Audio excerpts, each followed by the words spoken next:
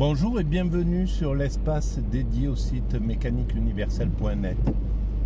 Le site qui essaie de démontrer que l'humanité dans son ensemble, l'ensemble humain, le phénomène humain, évolue vers son ultime perfection. Cette perfection, c'est la paix universelle, la fraternité absolue, un fonctionnement totalement écologique, l'homme qui n'a plus d'impact sur la planète, d'impact négatif sur la planète, au contraire. L'homme qui n'est plus aucun homme qui peut être un loup pour l'homme et qui peut avoir de l'agressivité envers quelqu'un d'autre, un état de paix absolue en somme. Voilà. Et à mon sens, on ne peut pas ne pas évoluer dans ce sens-là. Quoi qu'il arrive, c'est qu'une question de temps. Peut-être ça mettra 2, 3, 4, 5, 6 siècles, peut-être 10 siècles, peu importe. Mais c'est la finalité obligatoire. Parce que de siècle en siècle, on adoucit l'être humain. Et on ne laissera jamais... Aujourd'hui, l'homme, globalement, est beaucoup plus doux, beaucoup plus empathique, beaucoup plus... il a une autre vision sur le monde animal, bon, on a fait évoluer tout un tas de choses dans l'humanité. Alors évidemment, parallèlement à ça, le progrès a fait évoluer l'armement, a fait évoluer la capacité de tuer, et malheureusement, les dominants ont gardé, même s'ils se sont adoucis finalement, hein, nos dominants, ben, ils sont plus proches de l'androgynité, on pourrait dire, que ce devait être le cas au Moyen-Âge ou à l'époque des Grecs ou des Romains, etc. Voilà. Donc, cette sensibilité, elle est là, mais en même temps, on a développé des capacités de tuer qui sont 1000 fois plus puissantes que ce dont disposaient les Romains ou les médiévaux. C'est ce qui fait que c'est on peut pas visualiser correctement finalement l'adoucissement de la société. Notre droit pénal nous empêche de plus en plus d'abuser de nos congénères. Le code pénal est gros comme un pavé. C'était pas le cas à l'époque au Moyen-Âge. Ben, il y avait tout un tas d'abus d'autrui qui passaient au travers. Maintenant, c'est plus le cas. Et aujourd'hui, on est arrivé au bord de la possibilité de nous unifier. C'était pas le cas à l'époque du médiéval ou au XVIIIe siècle. Voilà, même si on commençait à rentrer en relation universellement, on n'avait pas cette capacité de le penser. Aujourd'hui, c'est le cas. On est la jeunesse qui arrive sur la planète vient avec et de plus en plus avec l'idée de l'universalité, l'idée que il appartient à la totalité de l'humanité et que les autres appartenances sont secondaires. Alors, ça c'est pour notre évolution, mais il y a toujours, pour passer des étapes de l'évolution, la plupart du temps, l'humanité est obligée d'utiliser la violence parce que la conscience ne suffit pas. Quand la conscience essaye de s'imposer, c'est le cas, hein. Aujourd'hui, il y a tout un tas d'humains qui sont déjà universalistes, qui sont pour la paix universelle, qui qui refuse l'alternative de la haine d'autrui, de la guerre, etc. Et puis, inversement, il y a tout un système dominant qui est réactionnaire et qui veut au contraire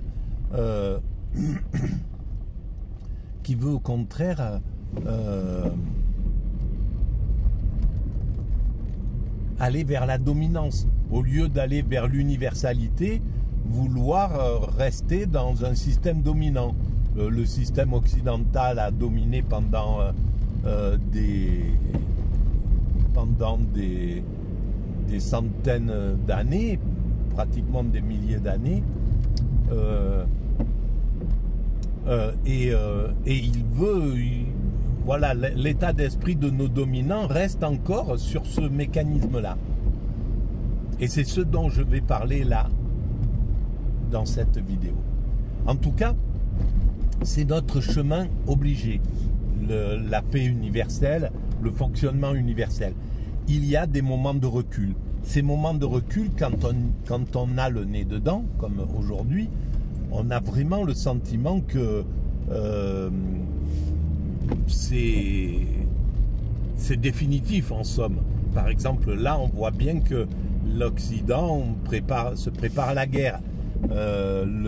Ce qui va très certainement engendrer des autres dominants de la Chine, des Russes, etc., de forcer dans ce sens-là. Et on voit bien que c'est les coups de menton c'est les égos qui parlent.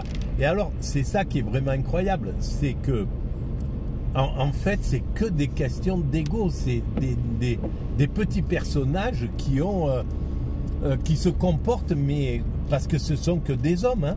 Nos chefs d'État se comportent, occidentaux se comportent comme n'importe quel ado dans une cour de récré ou dans un groupe humain, quoi. C'est incroyable. Là, c'est il suffit qu'un chef d'État en guerre vienne et un peu de charisme ou un peu que les médias lui pointent du doigt en disant regardez, c'est un héros, etc., pour que nos propres dirigeants se fassent quasiment allégeance et n'hésitent pas à plutôt préférer son point de vue, c'est-à-dire continuer la guerre, avancer vers la guerre, faire la guerre, et donc envoyer des armes, et donc s'investir de plus en plus dans une confrontation qui sera autant en Russie, et puis vraisemblablement, si ça se passe comme ça, je pense que les Chinois se mettront dans la balance, etc., etc. Donc, on voit bien que, et évidemment, ça, c'est quelque chose qui ira vers l'universel, parce qu'on voit comment ça se déclenche l'universel. On voit bien que c'est extrêmement facile à un système dominant, quand il domine les médias, d'entraîner un peuple vers la guerre. Là, c'est exactement ce que fait le groupe dominant, c'est-à-dire médias plus hommes politiques. Ils influencent le peuple, mais à fond, à accepter ce que les années 70, par exemple, n'auraient jamais accepté, ou les années 80, la jeunesse n'aurait pas, ne se serait pas laissé abuser comme ça. Et là, on voit bien que c'est le fait que les politiques détiennent les médias grâce à l'oligarchie, et grâce à eux, ils sont en train de nous dire qu'il n'y a pas d'autre solution, c'est ça, c'est bon pour notre pays, c'est bon pour le monde, nous sommes du côté du bien, il faut combattre, voilà. Et donc on voit bien qu'on va vers ce mécanisme-là. Et c'est vraiment incroyable parce que c'est que des questions de personnalité, c'est que des questions des petites pathologies humaines, quoi. Moi, je l'explique un petit peu comme ça. Dans les années 80-90, à partir du moment où, par exemple, Poutine a pris le pouvoir en Russie, il a pris le pouvoir parce que les oligarchies occidentales s'étaient associées avec les oligarchies russes pour piller la Russie, sortir l'argent du pétrole,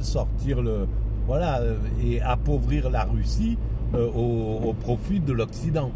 Et donc, évidemment, ça a appelé obligatoirement un chef d'État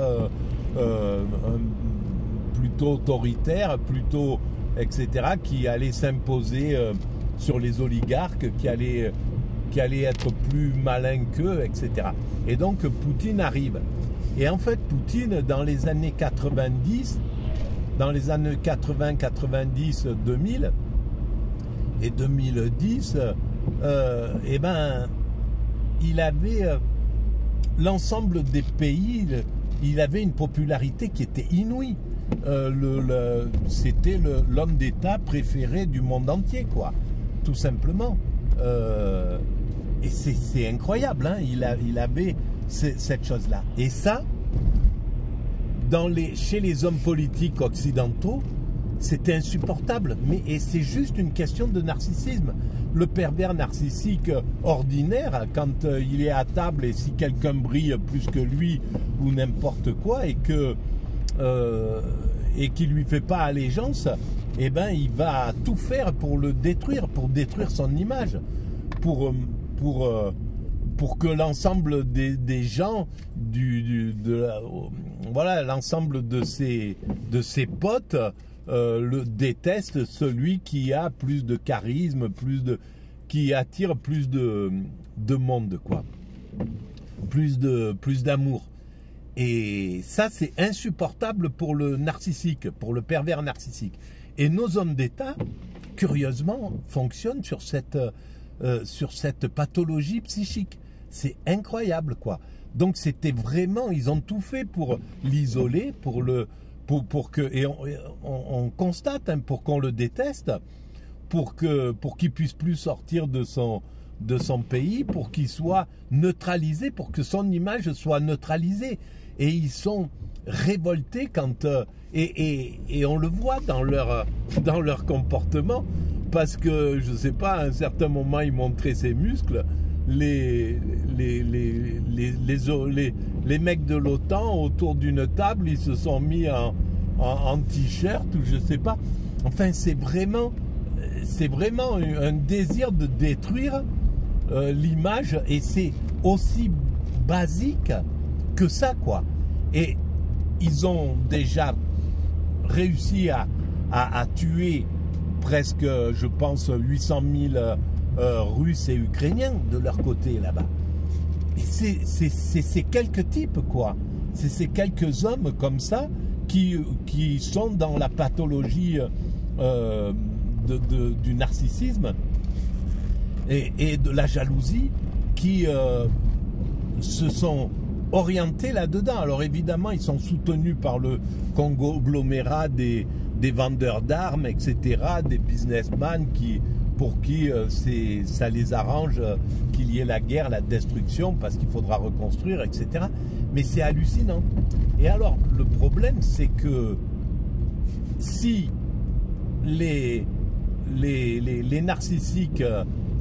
et d'ailleurs, j'écoutais des propos de Churchill quand il était jeune et qu'il avait pris le bateau pour aller aux États-Unis.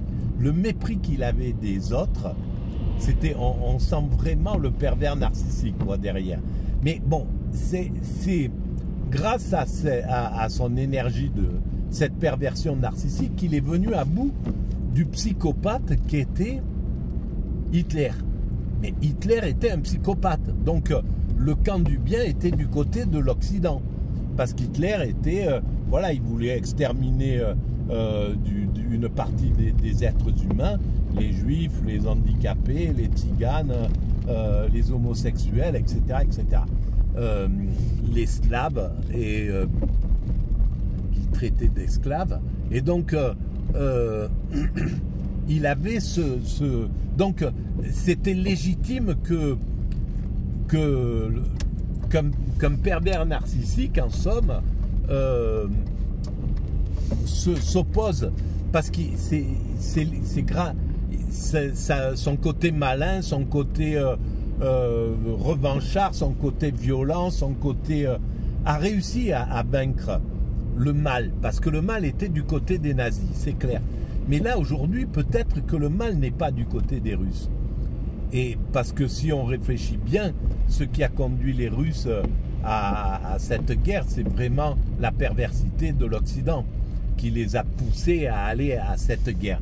Et donc, ceux qui vont, à mon sens, c'est toujours le bien qui gagne à la fin. C'est une logique, quoi, de l'évolution humaine. Alors, soit à la fin directement, soit au bout d'un certain moment, hein, par exemple, quand la société humaine... Vous voulez vous garer là ?